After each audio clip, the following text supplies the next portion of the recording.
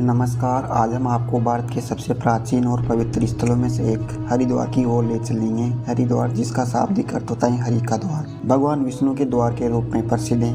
यह वह स्थान है जहाँ पवित्र नदी गंगा हिमालय से मैदानों की ओर उतरती है और यहाँ का इतिहास अनंत काल से भारतीय संस्कृति, धर्म और अध्यात्म का केंद्र रहा है। हरिद्वार की पवित्रता और महिमा का वर्णन पुराणों और वेदों में किया गया है। ऐसा माना जाता है कि त्रेता युग में भगवान राम के पूर्वज राजा भागीरथ ने यहाँ गंगा को स्वर्ग से पृथ्वी पर लाने के लिए तपस्या की थी, जिससे उनके पूर्वजों की आत्मा को मोक्ष प्राप्त हो सके। तभी से हरिद्वार को मोक्ष प्राप्ति का स्थल माना जाता है। इतिहासकारों के अनुसार हरिद्वार का उल्लेख रामायण, महाभारत और विभिन्न वैदिक ग्रंथों में मिलता है। यह स्थान सदियों से ऋषियों, मुनियों और तपस्वियों की तपस्थली रहा है। कहा जाता है कि अद्रिक मुनि, कपिल मुनि और भारद्वाज जैसे महान ऋषियों ने हरिद्वार की पावन भूमि पर तप किया। हर की पेढ़ी हरिद्वार का सबसे प्रमुख स्थल है। वह स्थल है जहाँ गंगा माता की आरती की जाती है। यहाँ पर गंगा का जल इतना पवित्र शुद्ध माना जाता है कि हर साल लाखों श्रद्धालु दूर दूर से आकर अपने पापों को धोने के लिए गंगा में स्नान करते हैं। हरिद्वार का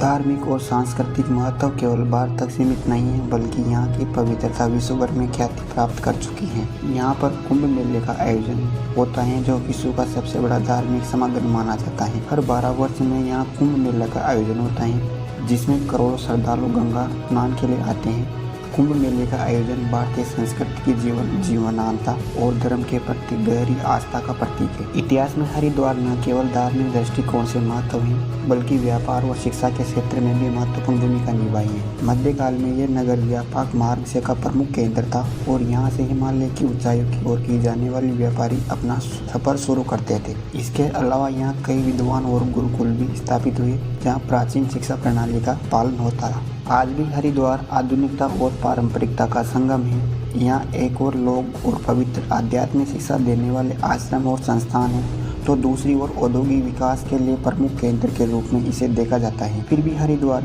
की असली पहचान इनकी धार्मिक और सांस्कृतिक धरोहर से ही चिन्हित है। तो दोस्तों, हरिद्वार की यह गौरवशाली यात्रा संदिग्ध से निरंतर जारी है। पवित्र नदी के तट पर स्थित यह स्थान